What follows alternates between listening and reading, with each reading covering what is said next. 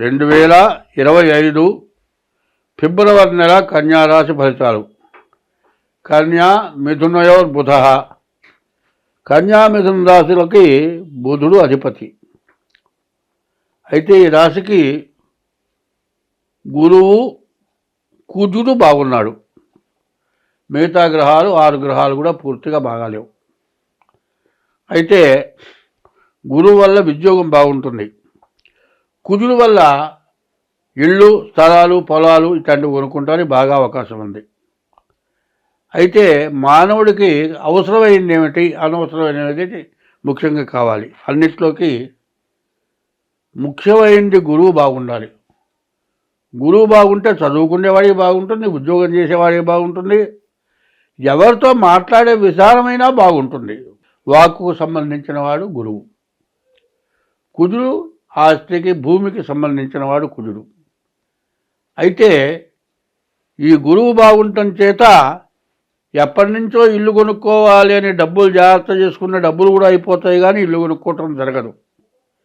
అయితే ఇల్లు కొనుక్కోవటం కానీ, చదువు, ఉద్యోగం రావటం కానీ అది జీవితంలో రాసి పెట్టుంటేనే వస్తుంది. ప్రతివాడు అనుకున్నదిలా కాదు. జీవితం మొత్తం అద్దె ఇంట్లో ఉన్నవాళ్ళు చాలామంది ఉన్నారు.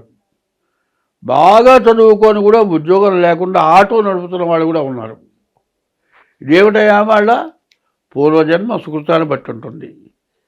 ఈ రెండు కలిసి వచ్చే టైము ఈ ఫిబ్రవరి నెలలో ఉంది. కానీ ఈ రెండింటినీ చెడగొట్టడానికి శుక్రుడు, రాహువు, రవి, బుధుడు, కేతువు, మరి ఈ గ్రహాలు పూర్తిగా బాగాలేవు. మరి ఈ గ్రహాలు బాగుండకపోతే ఏమిటయా అంటే మరి 5 గ్రహాలు బాగాలేవు. దీనివల్ల చాలా ఇబ్బంది కలుగుతుంది. కాబట్టి ఈ రాశి వాళ్ళు చాలా జాగ్రత్తగా పడాలి. కన్యా మిథునయోర్ బుధ. ఈ కన్యా రాశి యొక్క స్వభావం ఎట్లా ఉంటుందంటే మంచి జ్ఞానం కలిగి ఉంటారు, ఎవరితో గొడవ పడరు, మంచి సద్బుద్ధి కలిగి ఉంటారు.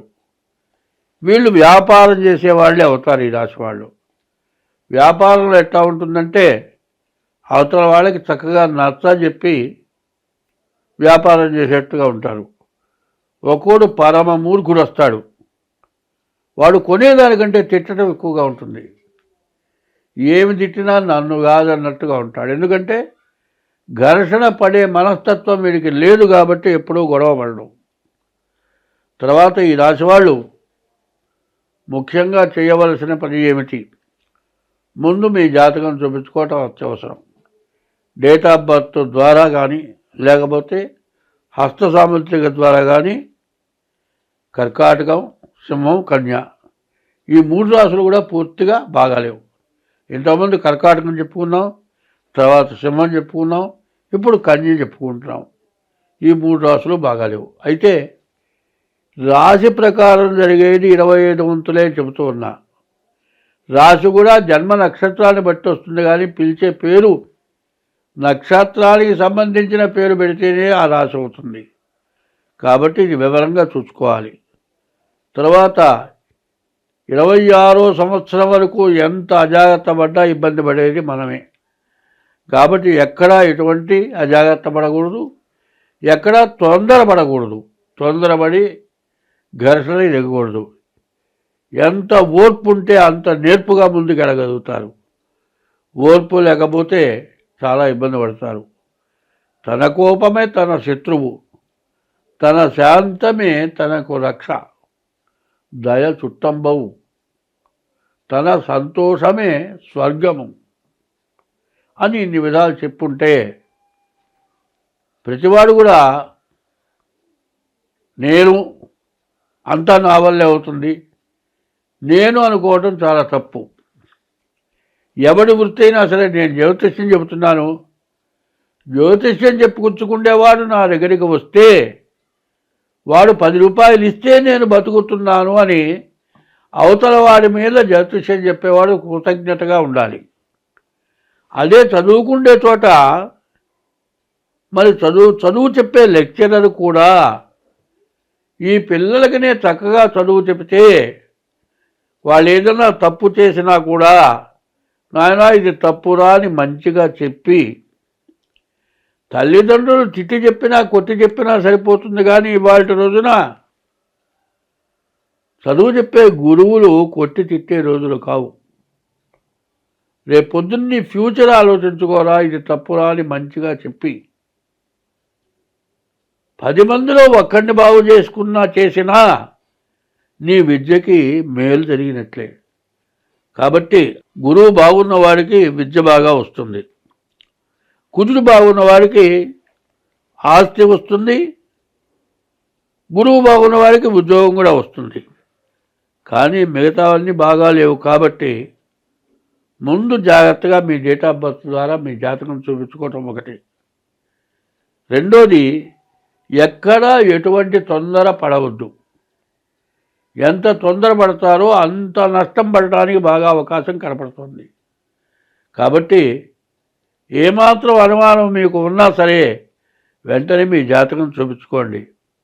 దీనివల్ల వచ్చే సమస్యలు ఏంటంటే, భార్యాభర్తల్లో సమస్య రావచ్చు, మరి చేసే ఉద్యోగం చోట సమస్య రావచ్చు, చేసే వ్యాపారం దగ్గర సమస్య రావచ్చు. ఇట్లాంటి సమస్యలు బాగా ఇబ్బందిగా పడే లక్షణాలు బాగా ఎక్కువగా కనబడుతూ ఉన్నాయి. కాబట్టి ఈ రాశి వాళ్ళు ఎంత జాగ్రత్తగా ఉంటే అంత మంచిది. మరి ఈ రాశి వాళ్ళు ముందు మీ జాతకం చూపించుకొని జాగ్రత్త వహించండి. ఇప్పుడు 24, 25, 26 సంవత్సరాలు పాపగ్రహాలు ఎక్కువగా ఉండటం చేత రాజ్య పరిపాలకులకు, ప్రజలకు, ప్రతి జీవరాశికి వాతావరణం వల్ల కానీ, తర్వాత ఒకళ్ళకొకళ్ళకి సత్సంబంధాలు లేకపోవటం వల్ల కానీ సమస్యలు, అనారోగ్యాలు, అధిక వర్షపాతం, మరి రకరకాలైన వాయు కాలుష్యం, తర్వాత నీటి కాలుష్యం, ఇట్లాంటి సమస్యల వల్ల రకరకాలైన వ్యాధులు వస్తున్నాయి. ఎట్లా అంటే పాపగ్రహాల బలం ఎక్కువగా ఉంది. దానివల్ల రాజ్య పరిపాలకులకు కూడా ఒకళ్ళకొకళ్ళు పట్టలేరు. మరి రాజ్య పరిపాలకులు వాళ్ళలో వాళ్ళు గొడవలు పడటం తప్పితే ప్రజలకి అవసరం ఏమిటని చూడగలిగినటువంటి పరిస్థితుల్లో వాళ్ళు లేకుండా పోయినారు. వాళ్ళ తప్పు అని నేను అంటలేదు. అంటే గ్రహస్థితి నవనాయకుల్లో గ్రహాలు కొన్ని బాగుండకపోవటం వల్ల ఇటువంటి సమస్యలు అధికంగా వస్తూ ఉన్నాయి. ఎందుకంటే దేశం మీద దేశానికి, దేశంలో ఉన్నటువంటి మరి పరిపాలకులకు, ప్రతిపక్షానికి, తర్వాత కులవారీగా తగాదాలు, ఇట్లా సమస్యలు బాగా ఎక్కువ అవుతూ మత కలహాలు ఎక్కువ కావటం, దేశ విదేశాల్లో సమస్యలు వచ్చి యుద్ధాలు రావటం, ఇట్లా సమస్యలు బాగా పెరుగుతున్నాయి.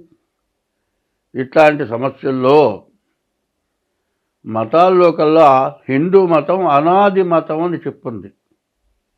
ఈ అనాది మతం అంటే ఎవరు సృష్టించింది కాదు అని అర్థం.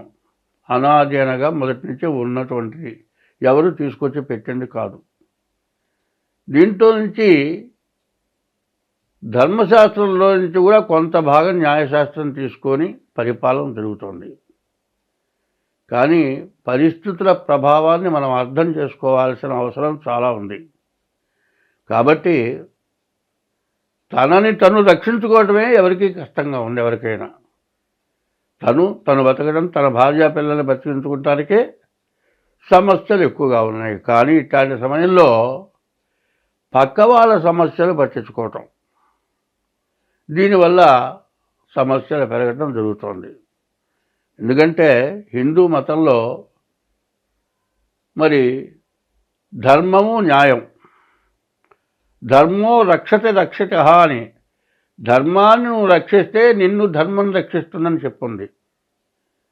ధర్మానికి అధర్మానికి పోటీ పడ్డది. ఇప్పుడు అధర్మం ప్రబలి ధర్మాన్ని వినాశనం చేయడానికి సిద్ధమవుతున్నటువంటి సమయం ఆసన్నమైంది.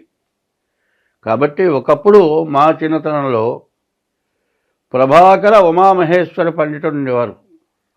ఆయన ఉపన్యాసం చెప్పటం మొదలు పెడితే కొన్ని వేల జనం కూర్చొని ఉండేవాళ్ళు. కనీసం పెద్దలైన వాళ్ళు ప్యాసుకు ఆపుకోలేకపోతే బయటికి పోవడానికి కూడా అవకాశం ఉండేది కాదు. అంత ధర్మాన్ని కరెక్ట్గా నిలదీసి చెప్పగలిగినటువంటి వాళ్ళు ఉండేవాళ్ళు.